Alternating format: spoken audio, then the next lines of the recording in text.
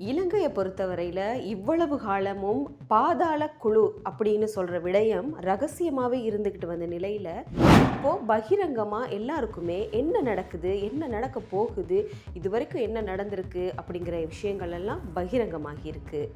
இலங்கையை பொறுத்த வரைக்கும் போதைப் பொருள் கடத்தல்ங்கிறது அந்த காலம் தொட்டே இருந்து வந்த நிலையில் இப்போ இது அதிக பேசு பொருளாக மாறினதுக்கான காரணம் என்ன? வெளிகம பிரதேச சபையில் இடம்பெற்ற துப்பாக்கி சூட்டுக்கும் இந்த போதைப் பொருள் கடத்தலுக்கும் பாதாள குழுக்களுக்கு இடையிலான தொடர்பு என்ன? வெளிகம பிரதேச சபை தலைவருக்கும் ஹரக்கட்டாவுக்கும் இடையிலான தொடர்பு என்ன? இப்படிங்கிற பல கேள்விகள் இப்போ இலங்கை வாழ் மக்கள் மத்தியில் அதிகரித்து காணப்படுது. அதாவது இருக்கிற பிரச்சனையில் இன்னும் எண்ணெயை கொண்டு போய் ஊற்றுற மாதிரி டெய்லி ஒவ்வொரு பிரச்சனையுமே அதிகரிச்சுக்கிட்டு தான் இருக்குது. ஒருத்தரை கைது செய்யும் போது ஒருத்தர் வெளியில் வராரு, ஒரு உண்மை வெளியில் வரும்போது இன்னொருத்தர் கைது செய்யப்படுறாரு. இது இப்படியே ஒரு சங்கிலி வடிவில் மாறி மாறி மாறி மாறி நடந்துக்கிட்டு இருக்க பட்சத்தில் அப்படியே இலங்கையில் நடக்கிற இந்த அரசியலை பார்த்தா திரைப்பட பாணியில் வர மாதிரி ஒவ்வொரு நாளும் ஒவ்வொரு நகர்வுகளோட முன்னோக்கி போய்கிட்டு இருக்கு. இதே தான் நேற்று காலையில் வெளிகம பிரதேச சபையில் பரபரப்பான ஒரு காலை பொழுது. பிரதேச சபையினாலே பல பரபரப்பாக இயங்கக்கூடிய ஒரு அலுவலகம். எப்போ பார்த்தாலும் பொதுமக்கள் கூடியிருப்பாங்க.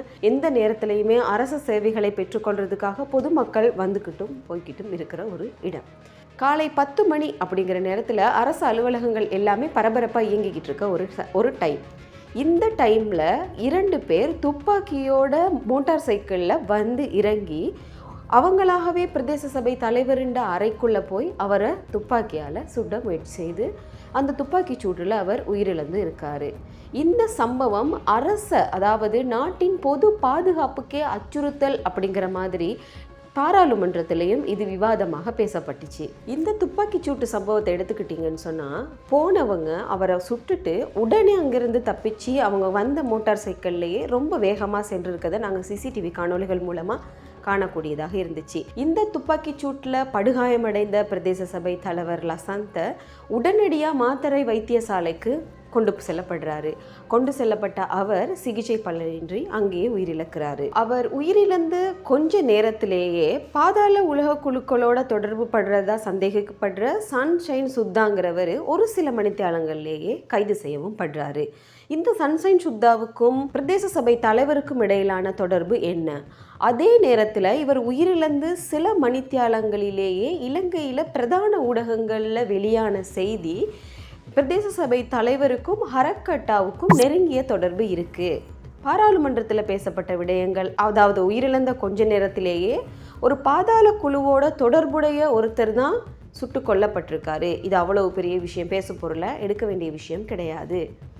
இப்படி ஒரு அரசு உத்தியோகத்தருக்கு எந்த விதமான ஒரு பாதுகாப்புமே இல்லாமல் காலையிலேயே, அதாவது ஒரு பரபரப்பான அரச நேரத்தில் இவர் கொல்லப்பட்ட விஷயம் பாராளுமன்றத்தில் ரொம்ப பெரிய சர்ச்சையாக எழுந்துச்சு.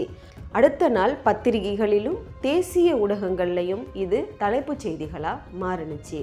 இதே நேரத்தில் இந்த சன்ஷைன் சுத்தாங்கிறவர் ஏற்கனவே ஒத்தி வைக்கப்பட்ட சிறை தண்டனையை அனுபவித்த ஒரு சிறை கைதி அப்படின்னு இவருக்கு எதிராக நீதிமன்றத்தில் 6 வழக்குகள் போய்கொண்டிருக்கிறதாகவும் தகவல்கள் கிடைக்க வருது. தொடர்ந்து நிறைய விஷயங்கள் வெளிவரவே லசந்த விக்ரமசேகரவுக்கு எதிரான நிறைய விடயங்கள், அதாவது நிறைய ஆதாரங்களை சேகரிக்க ஆரம்பித்த போலீஸார் இது தொடர்பான நிறைய விடயங்களை இப்போ வெளியிட்டு வராங்க. அதாவது ஹரக்கட்டாவோட இவருக்கு நிறைய போதைப் பொருள் கொடுக்கல் வாங்கல்கள் இருக்குது, நிறைய தொடர்புகள் இருக்குது அப்படிங்கிறத ஒரு விஷயத்தை முன்வைக்கிறாங்க. அது மட்டும் இல்லாமல் ஹரக்கட்டாவின் கும்பலை சேர்ந்த மித்திகம ருவான், மித்திகம சூட்டி இவர்களுக்கு இடையிலெல்லாம் நெருங்கிய ஒரு உறவு, அதாவது நெருங்கிய போதைப் பொருள் கொடுக்கல் வாங்கலுக்கான ஒரு உறவு இருந்ததாகவும் போலீஸார் திடுக்கிடும் தகவல்களை வெளியிட்டிருக்காங்க. இதே வேளையில் ஒரு சிறைச்சாலைன்னு எடுத்துக்கொண்டீங்கன்னு சொன்னால் அந்த இடத்துல ஒரு தொலைபேசி பாவனையோ சமூக ஊடகங்கள் பயன்பாடோ முற்றிலும் தடை செய்யப்பட்ட ஒரு விஷயம்னு எல்லாருக்குமே தெரியும். ஆனால்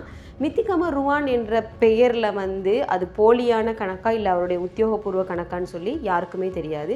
அந்த கணக்கிலிருந்து ஒரு பதிவு ஒன்று வெளியாகி இருக்கு. அதாவது இந்த கொலைக்கும் இந்த போதைப்பொருள் கடத்தல் விவகாரங்கள் தொடர்பாக அதோட சம்பந்தப்பட்ட ஒரு பதிவு ஒன்று வெளியாகி இருக்கு. மித்திகம ருவானை பொறுத்தவரையில் அவருக்கு ஏற்கனவே உயிரச்சுறுத்தல் இருந்ததாகவும் இது தொடர்பாக பிரதேச சபை தலைவராக இருந்த லசந்த விக்ரமசேகரவுக்கு ஏற்கனவே இவர் தெரிவித்ததாகவும் தான் அந்த வாக்குமூலத்தில் அவர் சொல்லியிருக்கார். இப்போ அந்த ஃபேஸ்புக்கில் வந்திருக்கின்ற அந்த பதிவுனால ஒரு சர்ச்சை ஒன்று எழுந்திருக்கு. இது உண்மையா பொய்யா, இந்த உயிர் அச்சுறுத்தல் தொடர்பாக அவர் ஏற்கனவே பிரதேச சபை தலைவருக்கு வந்து அவர் தெரிவிச்சிருந்திருந்தால் ஏன் அவருக்கு பாதுகாப்பு வழங்கப்படலை அப்படிங்கிற சில கேள்விகள் வந்து இப்போ எழுந்திருக்கு.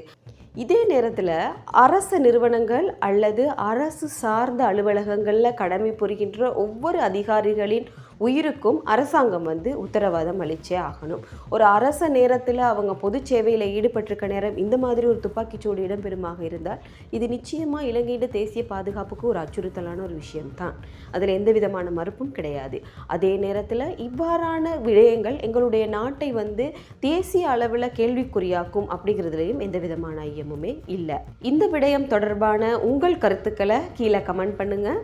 மேலும் இது போன்ற தகவல்களை பெற்றுக்கொள்றதுக்கு தமிழன் டிவி யூடியூப் சேனலை சப்ஸ்கிரைப் பண்ணுங்கள்.